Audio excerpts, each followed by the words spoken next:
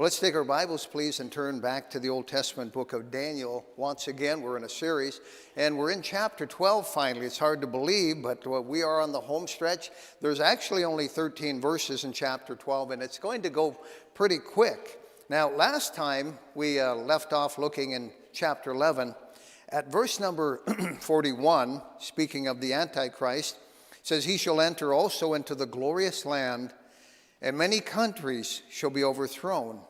But these shall escape out of his hand, even Edom and Moab, and the chief of the children of Ammon."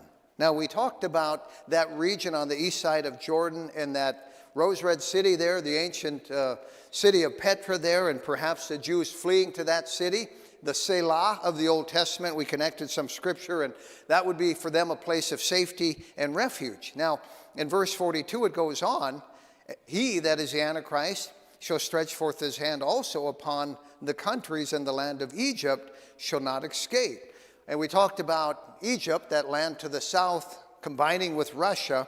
And here's where the Antichrist turns around and finishes off Egypt, that age-old ancient country, once and for all. Then in verse 43, it says, "But he shall have power over the treasures of gold and of silver, and over all the precious things of Egypt, and the Libyans and the Ethiopians shall be at his steps. But tidings out of the east and out of the north shall trouble him. Therefore he shall go forth with great fury to destroy and utterly to make away many." What are these tidings out of the east and the north? Well, we're introduced finally here to an army from the east, or the Oriental Army, as we referred to the Asian Army, and this would be countries in the Far East. Of course, we talked about China, the obvious one, and how the book of the Revelation mentions an army the size of 200 million, and how Mao Zedong actually said, with their backs to the wall, China could erect an army of 200 million foot soldiers. But you've got Korea and you've got all these Asian countries alongside of them. Now, the Middle East is of course Israel. The Far East would be these other countries. And you say, why is it that we've never heard of the Far East really coming against Israel? Well, there's a natural barrier there known as the Euphrates River. The Euphrates River is 1,700 miles long. It is 500 yards wide. It's around 20 feet deep. And somehow it's going to dry up. And we talked last time about all those dams along the Euphrates that could easily dry it up, or the intense heat during the tribulation period could do the job. So you've got those armies from the east. It mentions also the north. And so you've got, of course, Turkey and Lebanon and Syria and some of those nations there from the north. And the Antichrist is also going to have his army there as well. And you say, well, where's he going to get his army? It's believed those 10 toes on the beast make up the revived Roman Empire, what we might call a confederation of nations, or a unit, and you could call them perhaps the United States of Europe if you want. Well, anyway, they're going to converge in the valley of Jezreel, or the valley of Jehoshaphat. Now, at the same time, up in heaven, I believe during that time period, the marriage supper of the Lamb is going to be taking place in the judgment seat of Christ. Now, that finally brings us up to chapter 12, and in verse number 1, it says, "And at that time shall Michael stand up, the great prince which standeth for the children of thy people. And there shall be a time of trouble, such as never was since there was a nation, even to that same time. And at that time thy people shall be delivered, everyone that is found written in the book." We're going to be talking today about a time of trouble. Now, backing up and taking a little bit of a run into chapter 12, verse number 45 of chapter 11 says, "And he, Antichrist, shall plant the tabernacles of his palace between the seas in the glorious holy mountain. Yet he shall come to his end, and none shall help him." Now, you remember that originally the Bible was on scrolls, and it was 66 books, and I don't know how many scrolls made up those 66 books, but we since have fine paper here, India ink, and we've divided the Bible up into books of the Bible and to chapters of the Bible and to even verses of those chapters. But you find a chapter division between verse 45 of chapter 11 and verse 1 of chapter 12. And really, if you've noticed, the narrative runs straight in. In other words, the chaos and all that has not ended. It's still going on, at least in the first verse of chapter 12. And then we get to a different picture altogether. And so we find out in verse number 1, or backing up to verse number 45 of chapter 11, that he, Antichrist, shall plant the tabernacles of his palace between the seas and the glorious high mountain. So the Antichrist is going to have some kind of a headquarters, and it calls it a palace. It's going to be quite a place. Maybe he's going to try and rival the palace that David and Solomon lived in. And then it mentions the glorious mountain there. What is the glorious holy mountain? Well, that's believed to be Jerusalem. The highest point of Mount Moriah is found in Jerusalem. And the history of Jerusalem and Mount Moriah go way back to Abraham, the first Jew. Remember when God challenged Abraham by saying, take your beloved son Isaac, go a 3 days journey and sacrifice him up in obedience to me? And the Bible says they went to Mount Moriah. Well, at that point, it wasn't the Jerusalem it is today, a bustling city of a million people. It was kind of the boonies. So he goes to Mount Moriah and no doubt offers up his sacrifice at the highest point of Mount Moriah to get close to God. And today that would be that point there, perhaps at Temple Mount. And the Arabs and Jews alike believe that it was that particular spot, which makes it very sacred to them. And it passed hands from place to place and time to time. The Jebusites had that sacred spot during the reign of David, and he finally conquered it and took it. And it's believed that is the glorious holy mountain spoken of here in Daniel 11:45, the city of God. Now it also mentions in verse 45 that it's between the seas. Did you notice that? And we would probably figure safely one of those seas to the west would be the Mediterranean, the natural border along the whole western boundary of Israel. The other sea, your guess is as good as mine. It could be the Dead Sea. It could be the Persian Gulf. We really don't know, but we do know he's going to set himself up in Jerusalem. Now, the irony of this is he is going to attempt to do what Jesus Christ is going to do. Now, I didn't say has done because I mentioned in the past, the devil's not very original. He likes to copy what God does, and we've given you an example of that. But the devil reads the Bible. Did you know that? Does that surprise you to know that? He studies the Bible. You may have been studying it for decades. He's been studying it for centuries and millenniums now. And there are silly skeptics who sadly poo-poo the Bible. I'll guarantee you something, the devil doesn't. The devil takes the Bible seriously, and as he studies it, he anticipates certain things, and he tries even to counter in certain areas. So the devil knows the future move of Jesus Christ. And you say, what are you talking about here? During the millennial kingdom, Jesus Christ is going to set himself up in Jerusalem. He's going to rule and reign from there. All the world is going to come to him for judgment. The devil reads that in the Bible, and he says, you know what? I'm going to set up my man first. So here you have this Antichrist. In verse 45, he shall plant the tabernacles of his palace between the seas in the glorious holy mountain. And so he's going to try and scoop Christ on this one. Notice the last part. Yet he shall come to his end, and none shall help him. We're going to be talking about this end, this time of trouble, because it doesn't end in chapter 11. Did you notice that? It kind of just bubbles over in chapter 12, and verse 1 still refers to it. So we're going to get to the millennium. We're going to get to eternity. That's found in verses 2 on in chapter 12. But how is the Great Tribulation period going to end? Well, there's two great prophetic books in the Bible, one in the Old Testament, one in the New Testament. The New Testament is the counterpart. The book of the Revelation is the counterpart of the Old Testament book of Daniel. The book of Daniel gives us a real broad, wide scope of how God fulfills prophecy. And that's why we took time to look at prophecy up to this point, past prophecy, and see God's style, if you will. Now we look to the book of the Revelation because it gives us the final 7 years of human history, which will include the Great Tribulation period. So how is this thing going to play out? Well, this time of trouble starts out in Revelation 14, and another angel came out from the altar, which had power over fire, and cried with a loud cry to him that had the sharp sickle, saying, Thrust in thy sharp sickle, and gather the clusters of the vine of the earth, for her grapes are fully ripe. This is quite a sight to see, no doubt. There's an angel who cries out to another angel, Thrust in your sickle into the earth, time to reap. It says, and the angel thrust in his sickle into the earth, and gathered the vine of the earth, and cast it into the great winepress of the wrath of God. What's this talking about here? Well, let's start with the sickle. What is a sickle?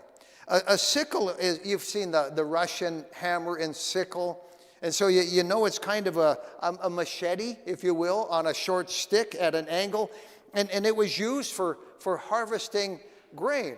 And so this sickle is going to go into the earth, it's going to cut the vine of the earth, it's going to cast it into this great winepress, and this is all symbolic talk that we've been studying up to this point so that we know how to interpret this. And you say, well, what does all this represent? Well, we read on, and in Revelation 14, it says, And the winepress was trodden without the city, and blood came out of the winepress, even unto the horse's bridle, by the space of 1,600 furlongs. So we'll be talking about that a little bit. But if we could back up and talk about how they made grapes into wine or grape juice, it involved the process of cutting down the cluster, maybe a sickle, putting it into a box with holes in it, and trampling on the grapes. And there's always a joke about the purple feet. You'd have purple feet doing that after a while. You know, there was a real interesting wine press at the Garden Tomb over in Jerusalem, and you've got just a stone's throw away Gordon's Calvary, where they say you could make out the skull on the side of the hill, Golgotha. And a short distance away, you have the Garden Tomb where Joseph of Arimathea would have borrowed his tomb to the Lord Jesus Christ. They also could tell it was a garden. They could tell because they found a wine press there. And there it still sits to this day. It's all made out of stone and so on and so forth. And so anyway, the wine press was a place where they would put the grapes and they would smush them and the grape juice would come out. But it's going to be symbolic of something totally different, the Battle of Armageddon, where humanity and the armies of the Antichrist in the world would be gathered, put into this wine press, and trodden underfoot. And we find out here in this verse that the blood is going to come out of the wine press, even unto the horse's bridle. The horse's bridle. Think about the bloodshed at the Battle of Armageddon. Now, how symbolic this is, I'm not going to speculate on that. It could be a horse lying down and it comes up to their bridle. I don't know. I just know it's going to be a bloodbath. Literally a bloodbath. And it's hard to fathom this. And it's going to take place in the Kidron Valley. Now, it mentions here the blood's going to run 600 furlongs. In our English system, and that would be about 175 miles long.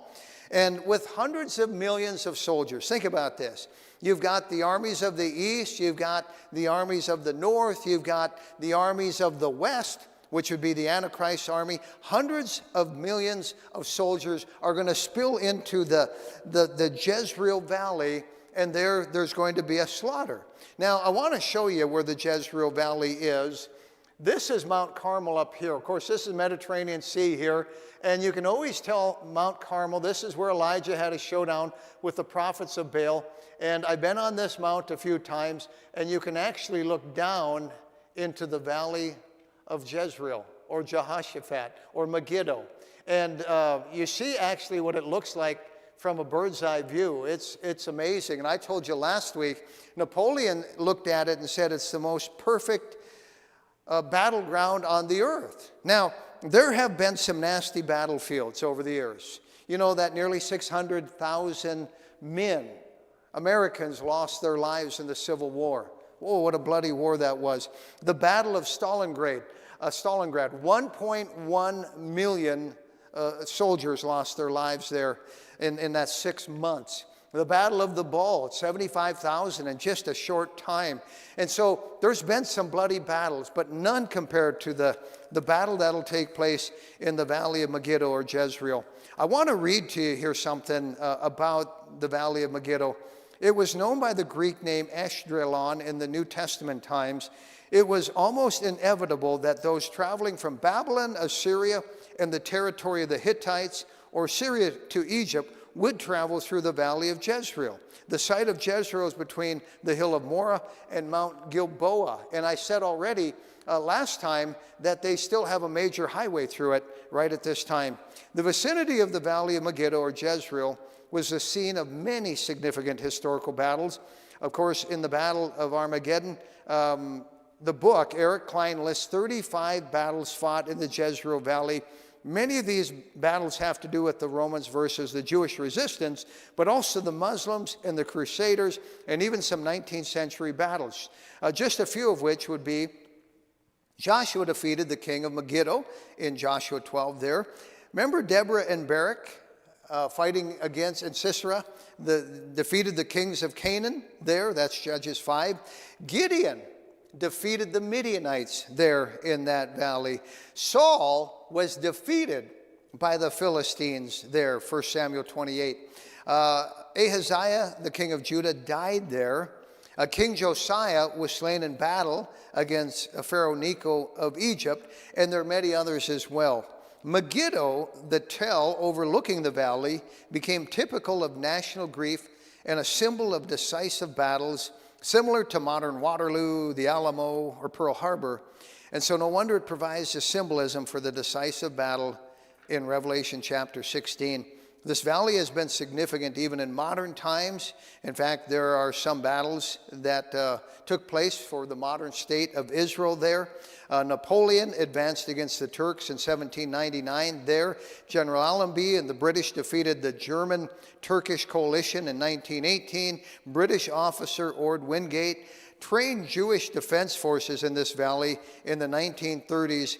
And later leaders in the War of Independence for Israel, 1948-49, including Moshe Dayan, were trained by Wingate there. It's a very, very interesting and historic place. So the setting is the Valley of Armageddon, and all the world's armies are gathered there. And it's only fitting that everything ends right there. You know, we as a world have gone through about 6,000 years of ongoing war. And God says, all right, that's enough. And it's kind of like a grand finale. You know, God's been patient for years, and there have been awful atrocities.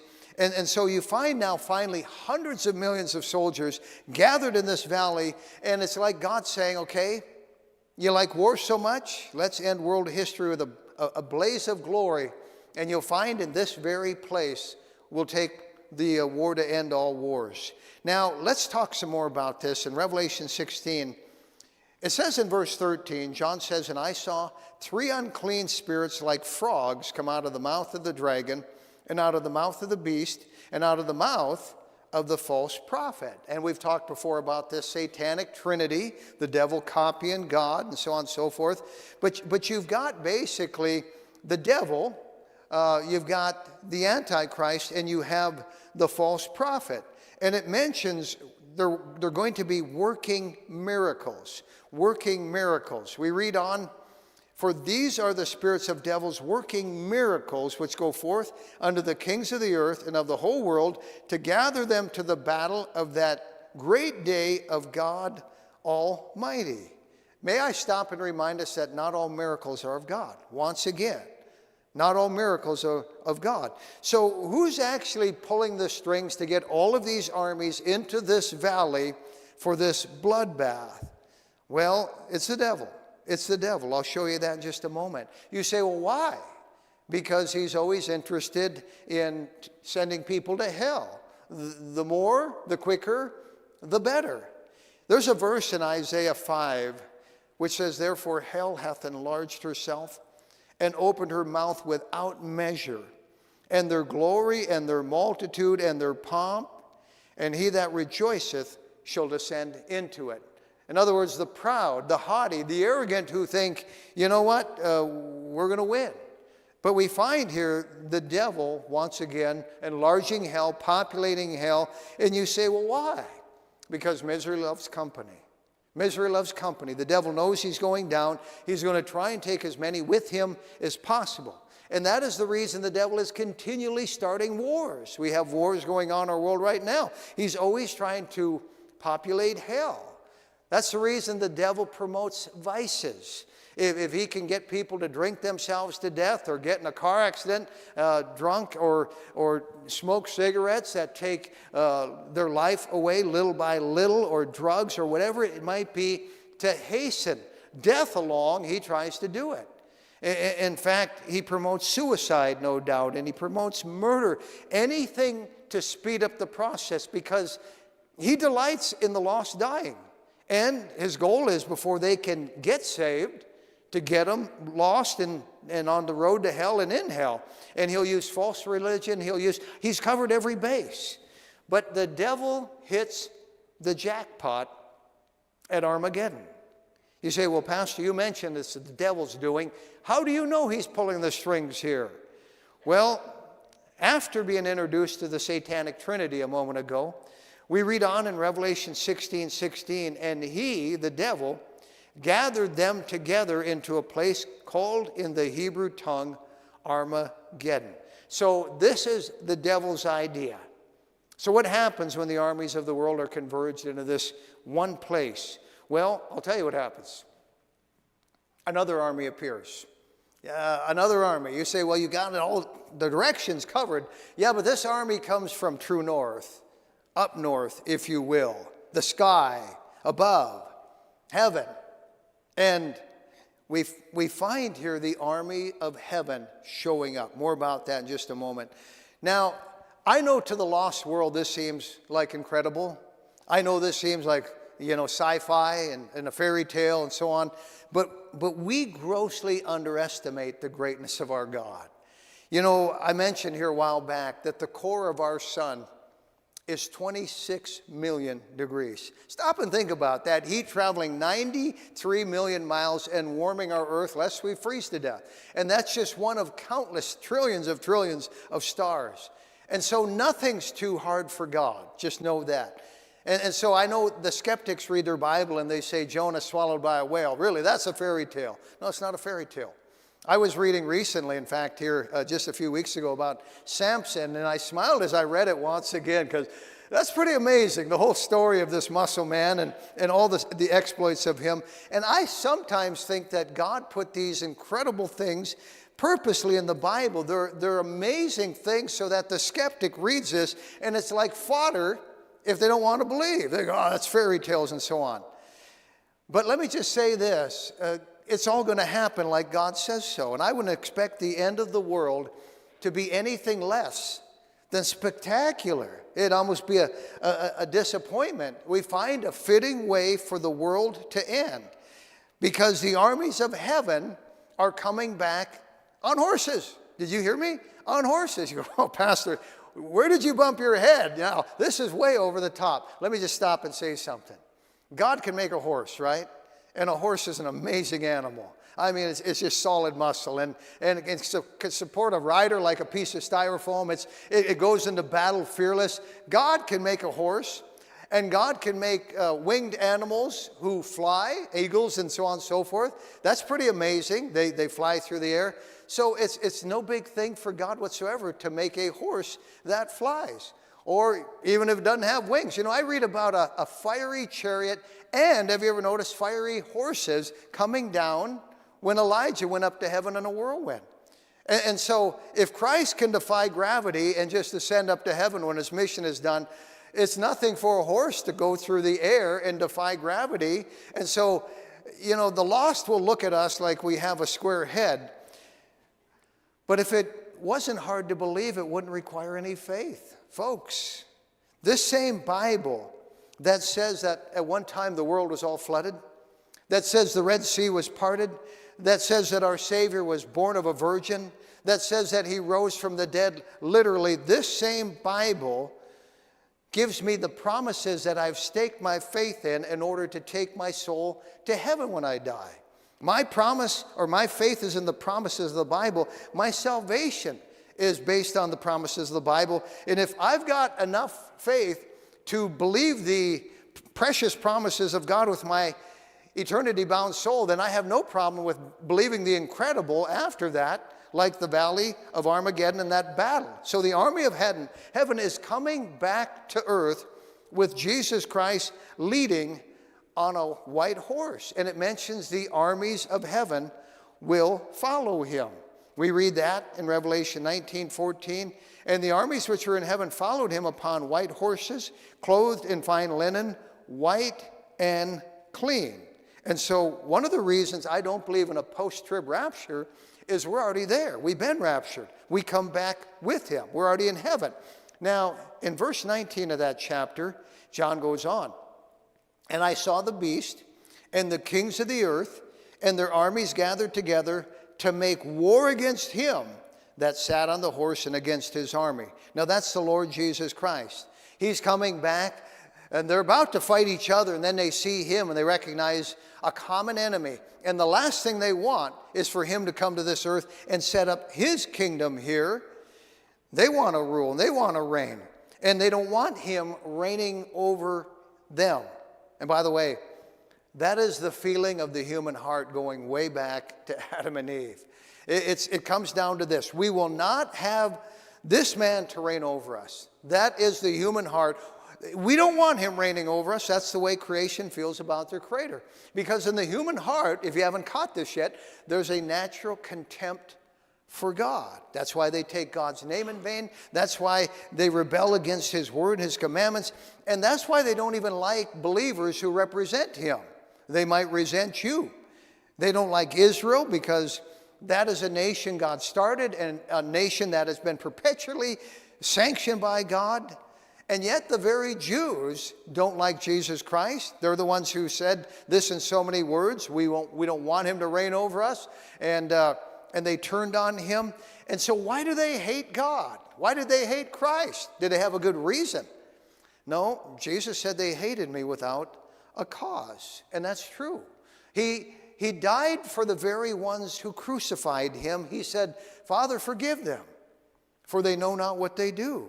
But there's something in the human heart, a contempt for God, our Creator, and our society, it's almost an aversion for God. They'll explain them away any way possible. They'll come up with fables like evolution. Boy, you want a fairy tale, folks. Now there's a fairy tale. That little slime or scum crawled out of a pond and sprouted a couple eyes and ears and a nose and a mouth and pretty soon some limbs, and found out they needed joints in them, so they got knees and elbows, and evolved into an ape who evolved into a man. It's like, seriously? And so you find them coming up with anything possible to explain God away. You've got a humanism where man's his own God. Man hates the thought, I'll repeat it, man hates the thought of being accountable to God. They wince at the thought of some great white throne where they're going to have to stand before God and give an account for their lives. So if a Darwin comes along with some nutty theory, they jump on that. They say, hey, that sounds good enough for me. I'll go with that. Now, there's something in this process of Christ coming back at the Battle of Armageddon, and I have not mentioned this in our study of Daniel yet, but it has stumped for years Bible students, and it takes place before the battle. So let's go back to Revelation 19 again. Here he is coming down to this earth at the Battle of Armageddon, and he, Jesus, was clothed with a vesture dipped in blood, and his name is called the Word of God. We know who he is. That's his name. John 1:1 identifies him that way. But notice here, he has blood on himself. And this is before the Battle of Armageddon. How did he get blood on himself? And I don't think this is representative of the fact he shed blood and whatever. He has this vesture with blood on it. And you say, where did he get the blood? Well, here's one explanation. And I need you to listen carefully here, because it goes back to Jacob and Esau. Who were they? They were twin brothers. And they were the sons of Rebekah and Isaac. And you remember that as they were born, already Jacob has his foot on the heel of Esau, or of Esau trying to trip him up. And so their birth started with a skirmish right out of the chute. It's a sibling rivalry that is still taking place today, and I'm going to explain where, but it goes way back. And so as they grew up, there was a skirmish over the blessing and over the birthright, and Esau got so ticked he was going to kill Jacob, and Jacob ran off, and later on they kind of patched things up, but later on they settled in different areas.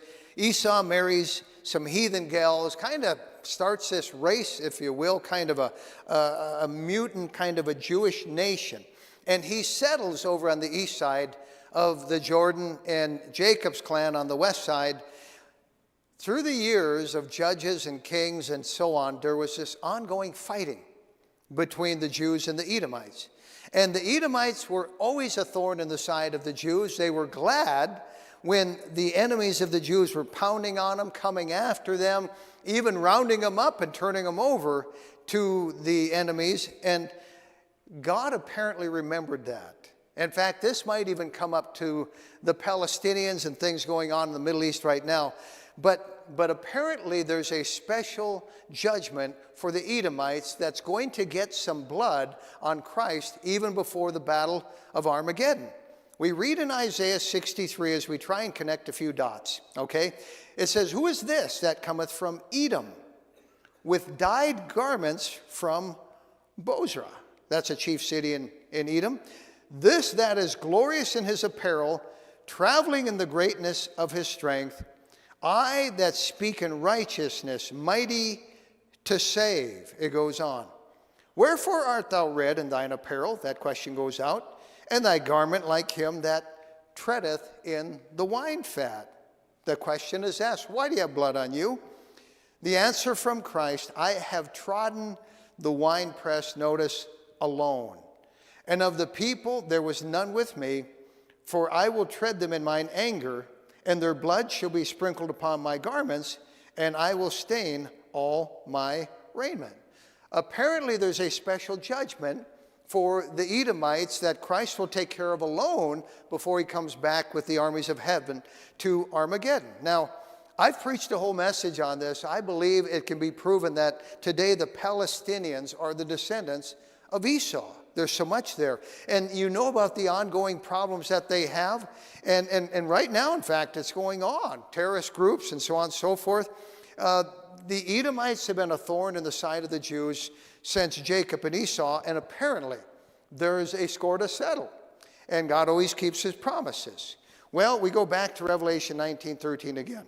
So he was clothed with a vesture dipped in blood, Christ, and his name is called the Word of God. Well, what happens next? "And I saw the beast and the kings of the earth, and their armies gathered together to make war against him that sat on the horse and against his army." You say, "Oh no, I can't look." No, it's going to be over before it starts. You know what I mean? Teddy Roosevelt enlisted in the army during the Spanish-American War, and it went so quick afterwards. He wrote in his journal, "Bully, it was a splendid little war," and it was just over like that. Well, this is going to be over even sooner than that. The Antichrist is going to go down in humility. He's going to be picked up by the nape of the neck, and that's going to be the end of him. And we read that back here in Daniel chapter 11, and in verse number 45, it says, "And he shall plant the tabernacles of his palace between the seas in the glorious holy mountain, yet he shall come to his end, and none shall help him." When he goes down, nobody's going to try and help him. Nobody would dare try and help him. Well, what happens then?